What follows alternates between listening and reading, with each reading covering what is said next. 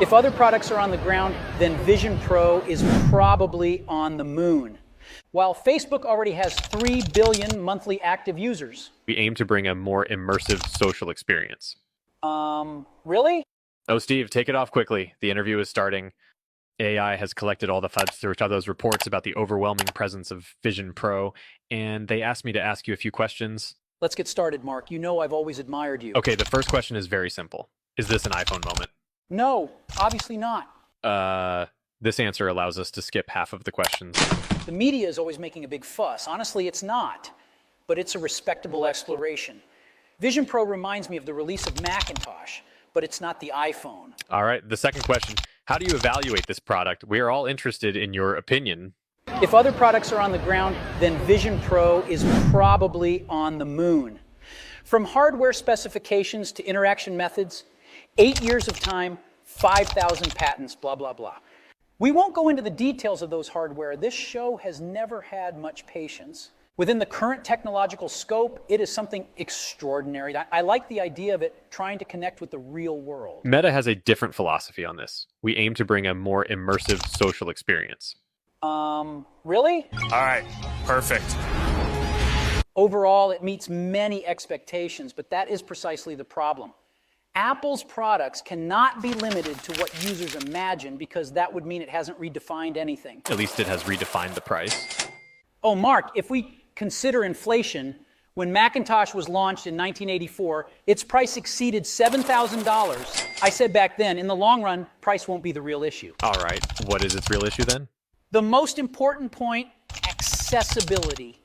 The greatness of the iPhone lies in its improvement of computer accessibility, watching TV anytime, finding a restaurant anytime, scrolling through Facebook anytime.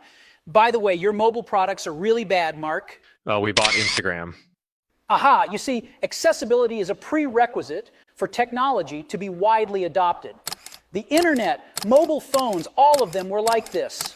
Regarding Vision Pro, we had the idea back in 2005. There's not something I can carry with me that I can put on, and it gives me the same experience I get when I'm watching my 50-inch plasma display at home.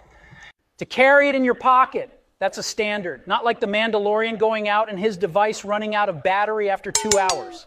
But perhaps the problem is not Vision Pro itself, but this category. I've said in 2005, strapping a computer to your face is ridiculous. And then you strap it to your wrist and it doesn't seem any different. Steve, this leads us to the next question. What can it be used for? In its current form, games or entertainment in general might be the easiest to think of. That's right. But taking games as an example, there are only 300 million console gamers worldwide. While Facebook already has 3 billion monthly active users, even if we include casual gamers, the number won't exceed 2 billion. If the issue of accessibility is resolved, it's a whole new story.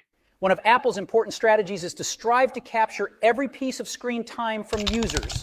iPhone, iPad, Apple TV, iCar. Now Vision Pro directly sticks the screen to the user's face. So well done, guys. How significant is the release of Vision Pro? Going back to the beginning, it looks a lot like the release of Macintosh. Outrageously expensive, and most people don't know what to do with it. But it still holds great significance. Don't forget that even for iPhones, they sold less than 12 million units in the first year. Innovation distinguishes between a leader and a follower. What is the value of Vision Pro's achievements today? I don't know, but as I said before, you can't connect the dots looking forward. You can only connect them looking backwards. Even if it doesn't look like what you like?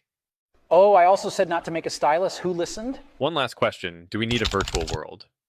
Let's leave this question to Elon. He'll come and talk about brain-computer interfaces later.